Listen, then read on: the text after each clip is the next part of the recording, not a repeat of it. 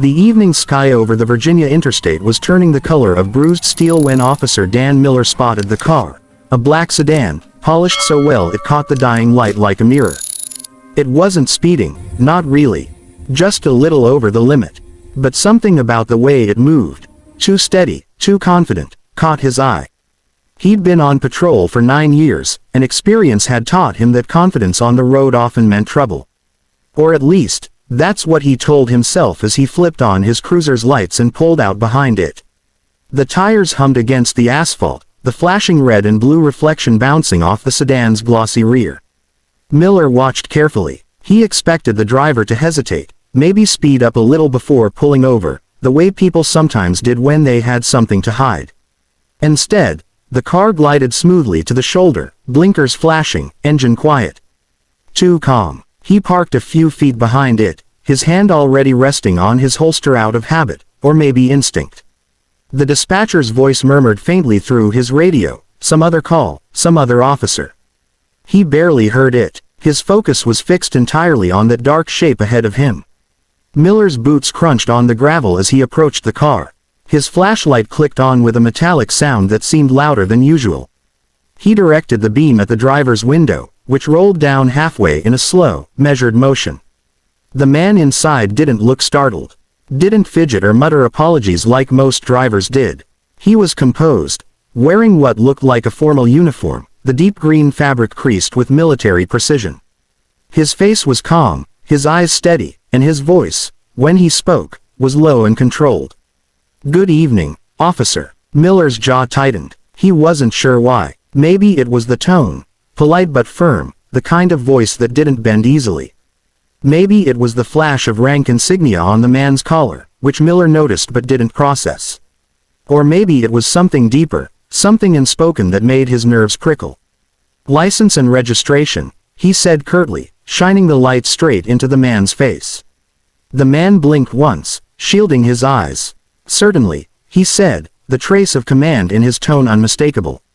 "My ID is in my left breast pocket, registration in the glove compartment."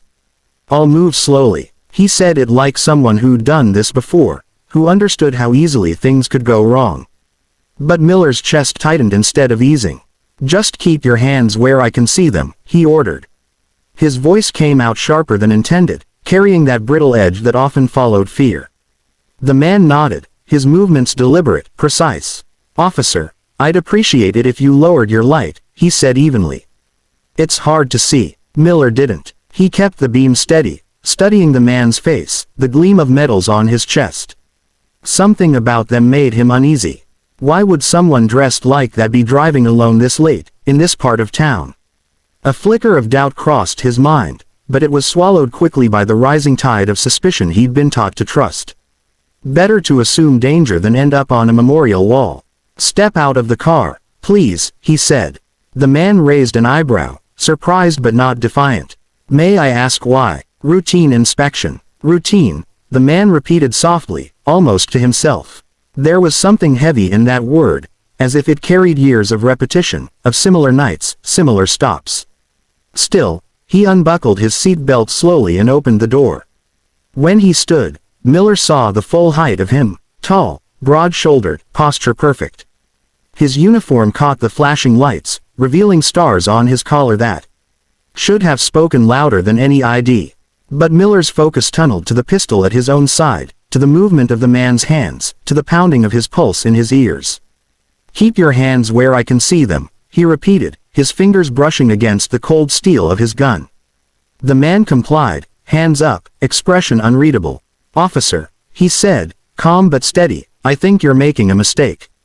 And in that dim, flashing light, the words hung between them, quiet, heavy, and completely lost on the man who needed to hear them most. Miller didn't notice the military plates, didn't register the insignia, didn't see the identification badge glinting faintly on the man's chest. All he saw was a silhouette, a potential threat. His heartbeat thundered, his mind screamed for control, for clarity, but his training and fear were tangled together too tightly. It was just another stop, he told himself. Just another driver, just another night. But deep down, something in him knew that this wasn't routine, and that whatever he did next would change everything. The world inside the car felt impossibly small. The hum of the engine, the rhythm of their breathing, the faint pulse of the red and blue lights bouncing off the dashboard, all of it pressed inward, trapping both men in a fragile, electric silence. "License and registration," Miller repeated, though the words trembled slightly this time. He kept his gun hand near his holster, the flashlight trembling in the other. His throat was dry. He could see the man's eyes, calm, patient, assessing. They weren't the eyes of a criminal, but Miller's pulse refused to slow down. The driver's voice came again, deep and deliberate. "Officer, I'm reaching for my ID now. Left breast pocket." Each word was measured, slow enough to be unmistakable. The man moved only after he'd spoken, his motions deliberate, almost painfully careful. He reached across his chest, 2 fingers hooking the edge of his identification card. Miller's flashlight followed every movement like a second pair of eyes. It should have been easy. Card, papers, brief exchange, done. But Miller couldn't help the image flashing in his head. The endless department briefings, the cautionary videos, the split-second disasters. He imagined a glint of metal, a quick motion, a life ended in a heartbeat. Fear had a voice, and right now it was louder than reason. "Keep your hands where I can see them," he barked. His voice cracked halfway through. The driver froze. "Officer," the man said evenly, not moving an inch. "I told you what I was doing. My ID is right here. I'll stop if it makes you comfortable." Miller's heartbeat thundered in his ears. The words, "if it makes you comfortable," somehow made him feel the opposite. He shifted his weight, realizing his gun was half drawn without remembering when he'd pulled it. "Step out of the vehicle." The order came out too fast, too loud. His own voice startled him. The man didn't move right away. Instead, he turned his head slightly, the flashing lights illuminating a calm, dignified face, one used to command. His tone didn't rise, didn't harden, it stayed maddeningly composed. "Officer, I would prefer not to make any sudden movements. Please, lower your weapon." That single word, weapon, snapped something tight inside Miller's chest. He yanked the gun fully free, both hands gripping it now, trained on the man's chest. "Don't move," he was shouting again, though his mind screamed for him to stop. The sound of his own fear echoed back at him, thin and brittle. The driver exhaled slowly, visibly. "Listen to me," he said, his voice steady as stone. "I am not a threat. I am a United States Army general. My name is Marcus Harlan. My ID is right here. I'm going to show it to you slowly. Please, keep your composure." The name cut through the static in Miller's mind, but it didn't register yet. The word general barely pierced the fog. All he could see was a man moving in the half-light, hands shifting, body leaning, motion, risk, danger. "Stop," Miller shouted, his finger tightening just slightly on the trigger. General Harlan froze again, his eyes never leaving the younger man's. In that stare there was something Miller couldn't understand. Not defiance, not fear, but exhaustion. A weary recognition, like a man replaying a scene he'd lived before. "Son," Harlan said quietly, "you're making a terrible mistake." The word son hit Miller harder than the gun recoil ever could have. It broke through the panic just enough for him to hesitate. His grip loosened by a fraction, enough for his breathing to come back, shaky and uneven. The night air pressed in on them, thick with the smell of asphalt and tension. Somewhere in the distance, a train horn moaned. The radio on Miller's shoulder hissed faintly, static flickering through the silence. Miller's mind scrambled for protocol, for words, for logic. But all he had was adrenaline. I just need to see your hands," he stammered. "My hands are right here," Harlan said softly, lifting them a little higher, palms forward, the gesture almost holy in its restraint. "Now look closer, officer. Look at my uniform. Look at the insignia. Look before you ruin both our lives." Miller's flashlight shook as he forced himself to look. The stars gleamed faintly on the general's collar. The name patch read Harlan. A row of ribbons caught the light, small, colorful reminders of wars fought, of commands given, of lives saved. The sight hit Miller like a slap. His mouth went dry, his radio suddenly crackled to life. "Unit 12, hold your position. Repeat, hold your position." "That's General Marcus Harlan, Department of Defense transport clearance confirmed." The gun in Miller's hands felt impossibly heavy.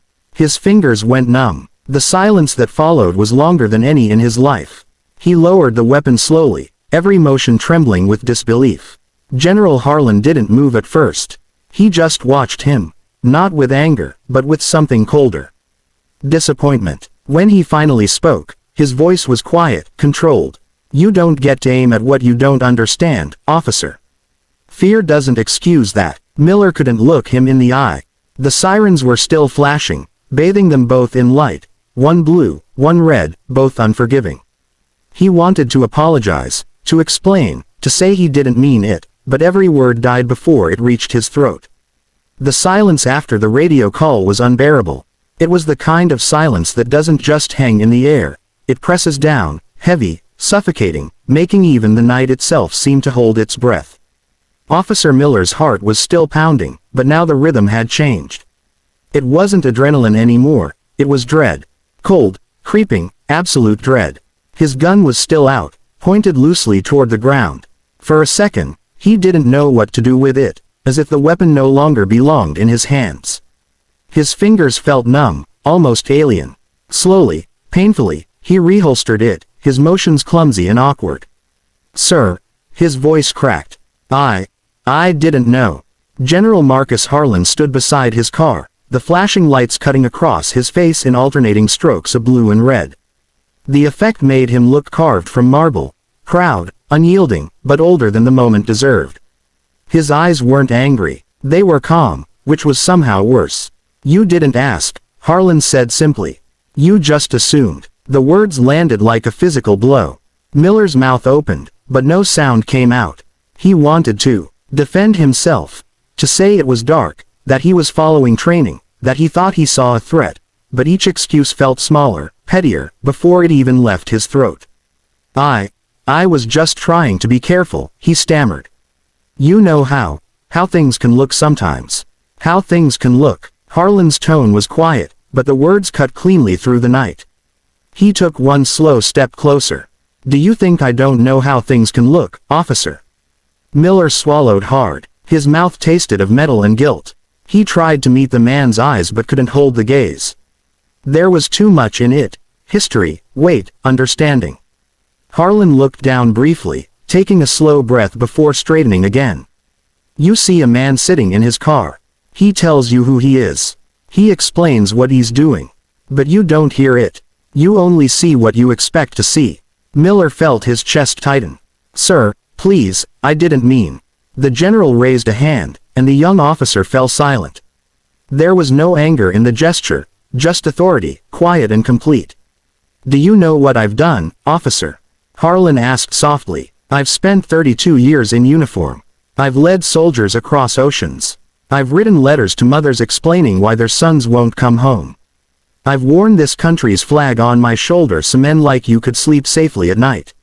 And still, I have to raise my hands on an American highway because you're afraid of the man in front of you." The words hit harder than any shout ever could. Miller felt his throat close. His vision blurred for a moment as the enormity of what he'd almost done sank in. "I'm sorry," he whispered, the apology barely more than air. "I swear, I didn't." Harlan looked at him then. Really looked at him. And for the first time, Miller saw not just the uniform or the rank, but the man. A man who had probably stood in 100 places like this before, seen the same fear, heard the same trembling words, and learned that nothing ever really changed. "Sorry doesn't fix the moment before you pull the trigger," the general said quietly. "You can't take that back once it's gone." The lights from the cruiser flickered against the trees, red and blue melting into violet shadows. The night air was cool, but Miller could feel sweat trickling down his back. Every breath felt like punishment. "I should report this," Harlan continued, his voice steady but low. "And maybe I will. But I want you to understand something before I go." Miller nodded shakily, barely breathing. "When you wear that badge, people trust you with more than the law. They trust you with their lives, their dignity, their right to be seen for who they are. You looked at me and didn't see any of that. You just saw a threat." The general stepped back, his tone softening, but not kindly, just tiredly. "Fear doesn't make you unfit to serve, officer. But refusing to learn from it does. Miller nodded again, but the gesture felt empty. He wanted to disappear into the night, to rewind time and undo the moment when everything went wrong. But there was no undoing it. The gun had been drawn. The fear had been seen. Harlan turned toward his car. The door opened with a low metallic sound that echoed in the still air. He paused before getting in and looked back one last time. "You'll remember this night," he said. "And you should. Every time you reach for that weapon, remember what it means when you aim it at someone who never had a chance to be heard." Then he slid into the driver's seat and started the engine. The headlights flared, washing over Miller, forcing him to shield his eyes. A moment later, the sedan pulled away, the taillights fading down the long, empty road. The flashing lights from Miller's cruiser painted the asphalt in lonely shades of blue and red. He stood there for a long time, staring at the spot where the car had been, hands trembling, his reflection flickering in the window of his patrol car, the face of a man who had just seen the worst part of himself, and knew it. When he finally sat down behind the wheel, the silence of the radio was deafening. He turned off the lights, the night swallowing him whole, and whispered the only thing left he could say. "God forgive me."